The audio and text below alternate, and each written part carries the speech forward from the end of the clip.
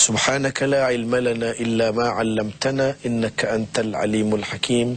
Rabbi shrah li sadri wa yassir li amri wahlul 'uqdatam min lisani yafqahu qawli, amma ba'd.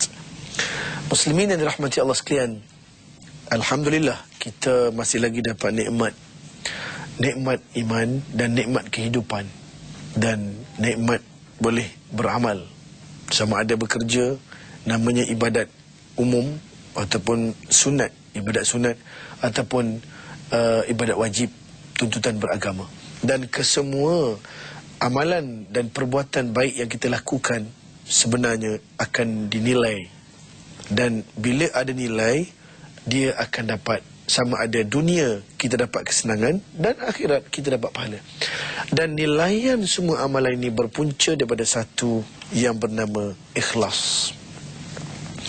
Ikhlas dia merupakan sesuatu yang kau letak maknalah ikhlas ni mengesakan Allah ataupun juga mengkhususkan ketaatan, kepatuhan yang kita buat dengan sengaja mengharapkan diri dan kerja kita buat itu taqarrub, mendekatkan diri kepada Allah semata-mata. Orang panggil hanya kerana Allah, bukan ketaatan itu untuk lain, untuk bermuka-muka, untuk mencari pujian, mengharapkan sanjungan dan sebagainya. Jadi amalan dilakukan dengan niat tak betul, dia akan jadi sia-sia. Pada hari ini saya cuba nak mengenengahkan sebagai satu peringatan untuk kita, kerja buat yang kita buat selama ni ikhlas ataupun tidak, Allah yang menentukan. Okey, dan kita tak boleh ukur kan, sebab yang cerita dalaman ni nahnu nahkum bizawahir wallahu yatawalla sarair. Kita boleh hukum yang luar saja, yang dalam serah pada Allah Ta'ala. Ikhlas tak ikhlas akan ditentukan oleh Allah. Cuma hari ni lah kadang-kadang kita sebut saya ikhlas disebut. Kadang pula kita tulis surat yang ikhlas, walaupun kadang kita marah punya saya ikhlas, tapi kita punya gigi kemain muka garau, ikhlas ni So supaya saya nak muhasabah untuk diri saya dan tuan-tuan sekalian, sebenarnya ada tanda-tanda orang yang ikhlas. Sebab dia kalau ada penyakit, ada tanda-tanda. Orang demam ada tanda dia. Okey. Orang sihat ada tanda, orang tak sihat ada tanda, orang mengantuk ada tanda dia. Jadi saya nak sebut, orang ikhlas ni ada tanda dia. Antara tanda-tanda orang ikhlas ialah, saya cuba perincikan. Yang pertama, tanda orang ikhlas ialah orang tu dia takut masyhur. Takut masyhur, bukan nak masyhur, takut kalau aku ni masyhur. Susah juga ni duduk kat TV, duduk masuk TV ni. Kalau nak masyhur memang tak ikhlas. Saya sebenarnya takut masyhur. Contoh saja gurau. Nak cerita je, kalau orang kenal kita tak apa. Yang jadi masalahnya, tanda ikhlas ni, tanda dia ikhlas dia takut pada masyhur, maknanya dia bimbang jadi popular. Bukan tak boleh popular, tapi bimbang kesan dan pengaruh daripada popular itu beri kesan pada dirinya. Satu, kesan pada ugamanya. Bila dah terkenal, ugama terhakis pada dia. Mula ego, mula besar, mula tak boleh dampingi, kemudian cakap mula kasar. Itu maknanya orang tu popular, sudah pun mula mengganggu nama hatinya dan ugamanya. Dalam konteks yang lain pula, dia cerita sebab apa nama ni, orang yang tak ikhlas ni, maknanya lawan takut masyhur, maknanya dia gila glamour. Glamour ni kita fahamlah, sorotan mass media ke, darjat ke, kedudukan ke. Jadi bila glamour tu, dia nak tunjuk. Maka bila nak tunjuk, kalau ada yang menghalang, kalau ada yang bersaing, pop, dia akan mula marah. Itu maknanya kesan daripada orang niat tak ikhlas ni. Dia mula susah kalau ada persaingan, dia mula ada gelisah. Kenapa? Sebab niat dia tak betul. Okey, kadang-kadang ada orang begini ya. Ada orang tang makanan dia zuhud sangat, tang pakaian zuhud sangat, cakap zuhud sangat, tapi kalau orang cabar kerusi dia, siap. Keketuaannya dicabar, siap.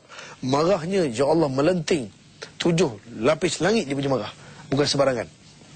Okey, jadi sebab itulah ulama-ulama salaf dulu, kalau boleh, kalau kita nak selamatkan diri kita, jangan nak, bukan tak boleh masyhur. Bimbang masyhur, dia mari fitnah.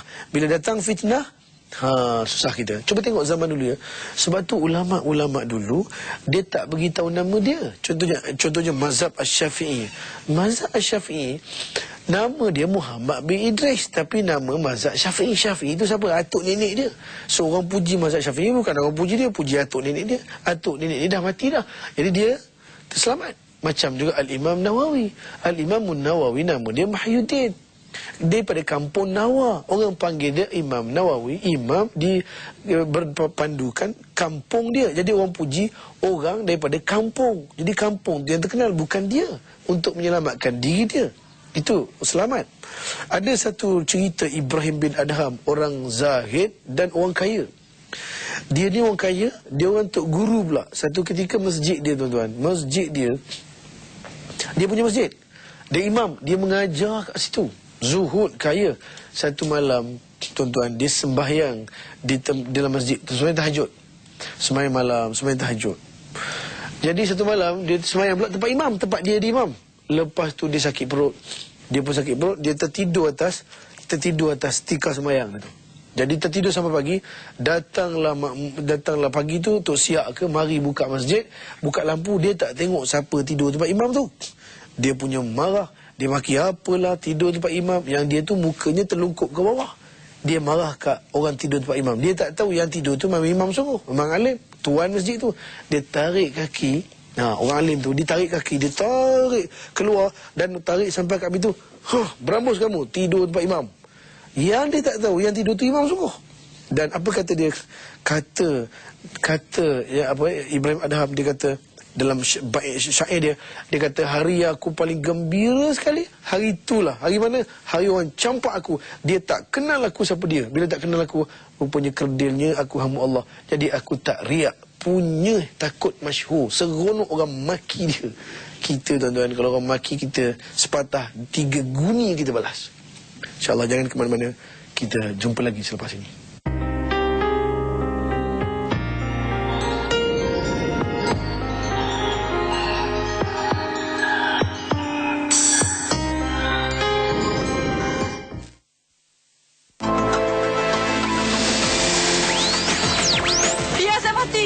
Saya nak mati. Ini adalah tantangan bunuh diri. Kami sekeluarga tidak ada masalah, Tuan. Bukan saya yang meletakkan dada tersebut, Tuan. Ini semua perangkap. Tragedi Rabu 9 malam di TV3. فقد كذبوا بالحق لما جاءهم فسوف يأتي. Muslimin yang dirahmati Allah sekalian. Jadi tuan-tuan sekalian, begitulah ulang balik. Bukan tak boleh masyhur, tapi biarlah kita guna kemasyhuran untuk kebaikan. Dan ada satu kata-kata, orang alim kata, la yajidu halawatal akhirah rajulun yuhibbu an ya'rifahu an-nas. Subhanallah. Dia kata, orang-orang yang suka terkenal, dia tidak akan mengecapi kenikmatan kemanisan iman. Subhanallah. Jadi kalau siapa-siapa nak suruh orang kenal dia, saya lah. Kalau boleh nama dia je disebut. Muka dia je daripada atas pokok sampai lah tandas. Dia je. Kalau macam tu, kita tak akan rasa kemanisan iman. Itu artinya. Tapi kalau dengan kemasyhuran yang ada, Nabi Muhammad kan terkenal.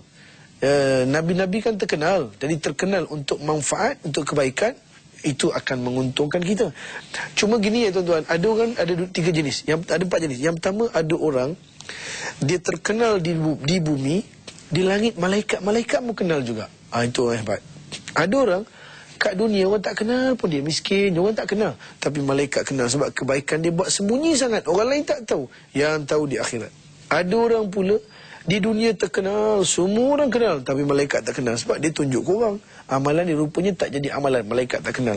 Dan ada satu lagi orang di bumi pun orang tak kenal, akhirat pun tak kenal. Siapa tu? Itu goblok punya orang. Rugi dunia pun rugi, akhirat pun rugi juga. Okey. Satu lagi tanda orang yang ikhlas lagi ialah tanda orang yang ikhlas, dia banyak menyalahkan dirinya sendiri bila berlaku sesuatu. kesilapan, oh maaf, mungkin saya salah. Maknanya orang yang tidak ikhlas ni dia kerap menuding jari, bukan saya, dia, bukan saya, dia. Kita menyalahkan orang. Kenapa? Orang yang berani menyalahkan diri dia sebab hatinya tidak dikuasai oleh rasa ujub. Jadi orang baik-baik ni, pernah dulu ada orang baik-baik, pernah orang soleh dulu-dulu. Pada masa dulu ada yang menangis ketika sakit tenat. Bila orang ziarah dia, dia menangis. Dia kata, awak ni kenapa nangis? Awak ni baik, awak sembahyang tahajud, awak berpuasa, awak bersolat malam, awak berjihad, awak pergi umrah, bagi ceramah. Dia kata apa? Dia kata, bagaimana saya hendak tahu sama ada amalan yang awak sebut saya tu gini, saya nak tahu macam mana amalan saya tu Tuhan terima ke tak terima. Awak dah sebut-sebut saya menangis. Kenapa menangis? Saya tak tahu amalan saya buat tu Tuhan terima ataupun Tuhan tak terima. Sebab itu tuan-tuan, sebenarnya satu perkara Allah Ta'ala sebut, innama yataqabbalullah minal muttaqin. Allah hanya menerima amalan dilakukan oleh orang takwa. Jadi orang tu, dia bila berlaku tu, dia tak salahkan orang, dia menyalah diri dia. Okey, menyalah diri ni sebenarnya bukan negatif. Sebab kita hari ni banyak menyalahkan orang. Bila tak jadi, dia menyalahkan orang.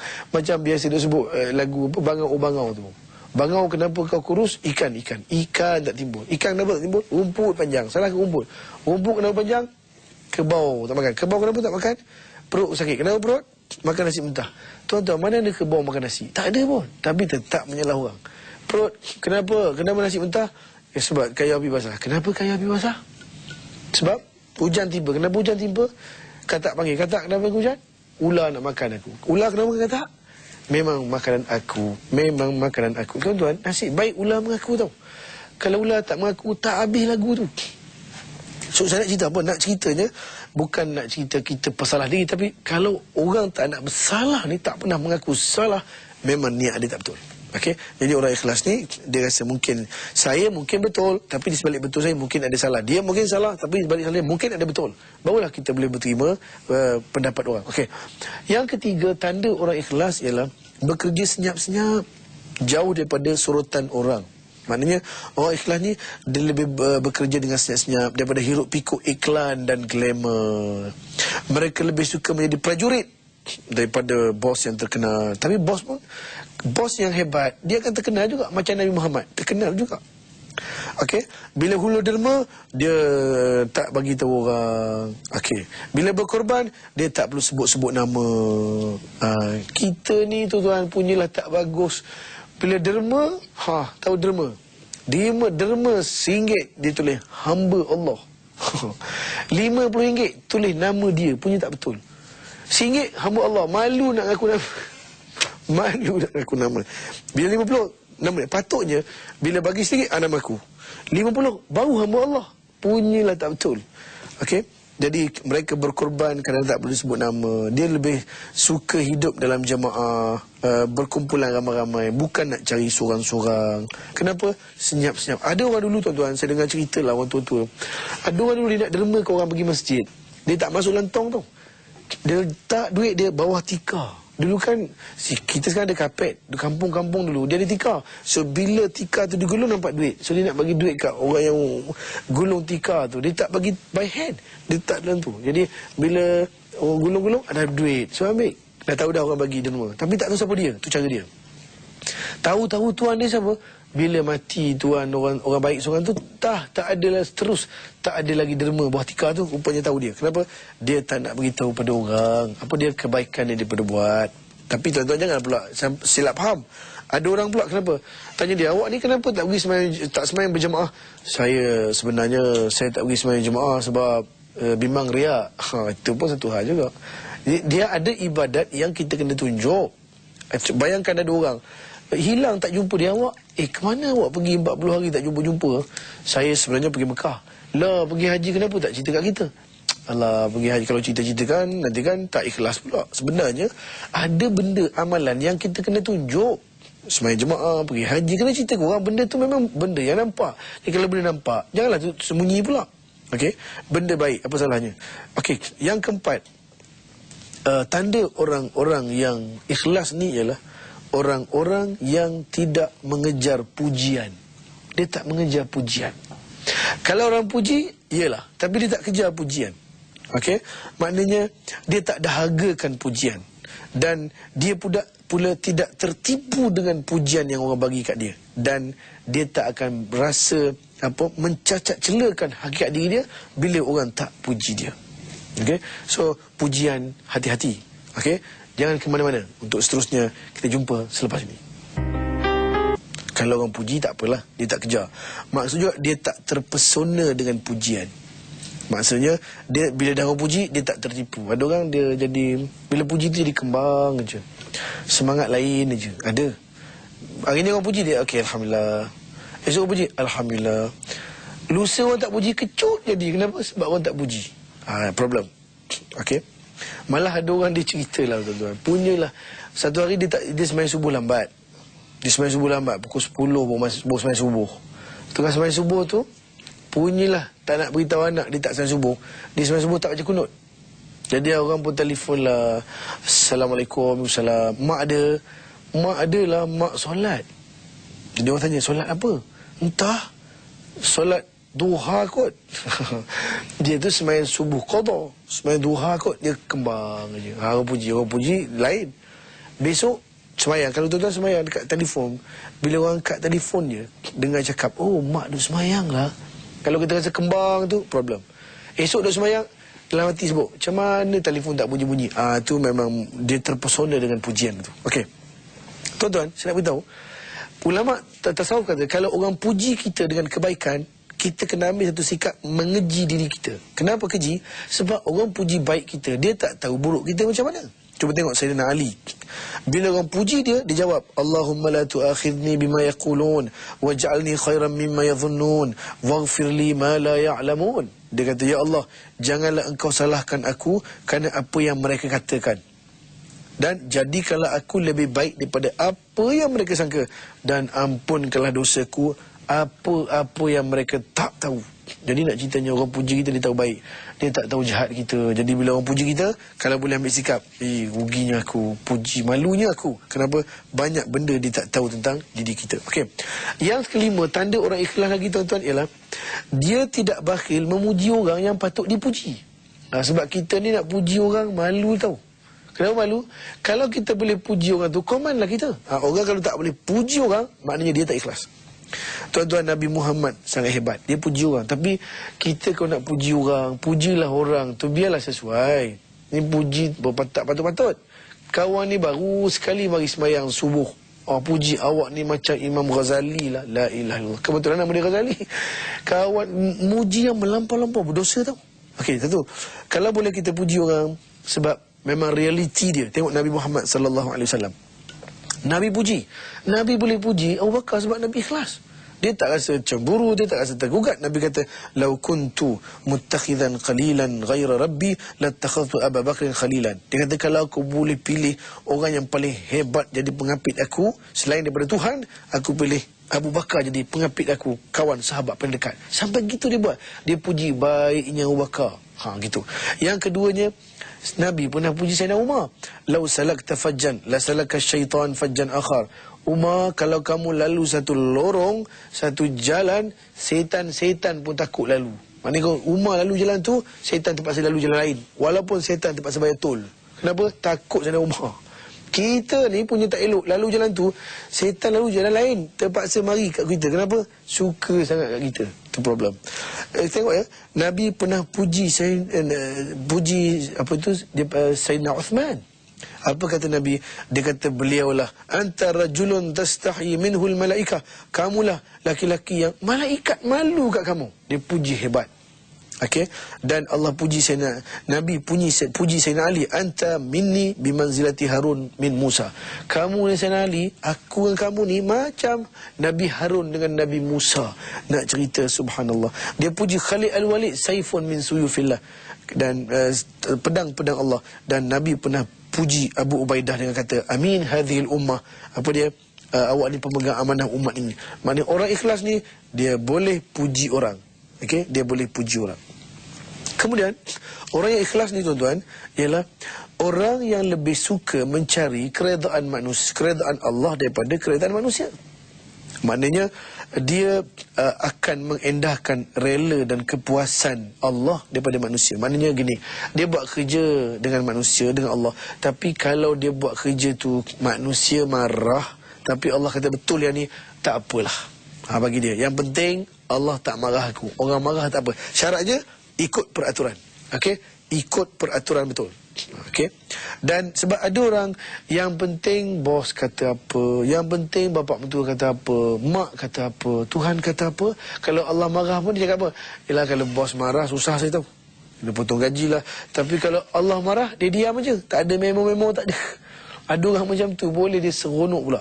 Jadi nak beritahu apa tuan-tuan, utamakan Allah. Kenapa? Dia utamakan pandangan Allah, kehendak Allah. Orang ini dia akan lebih ikhlas. Kenapa? Sebab manusia tengok kita berapa lama sangat, manusia puji kita berapa lama sangat. Yang perlu kita jaga Allah Ta'ala, sebab dia Tuhan kita, dia Tuhan kita. Okey, muslimin rahmati Allah sekalian.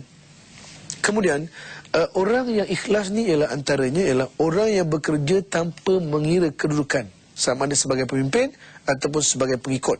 Orang ni dia akan istiqamah. Istiqamah ni dia berterusan, komitmen, apa namanya, committed.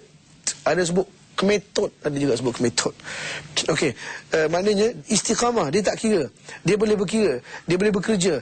Ketika jadi rakyat, dia boleh bekerja dengan orang. Ketika jadi ketua pun dia boleh bekerja.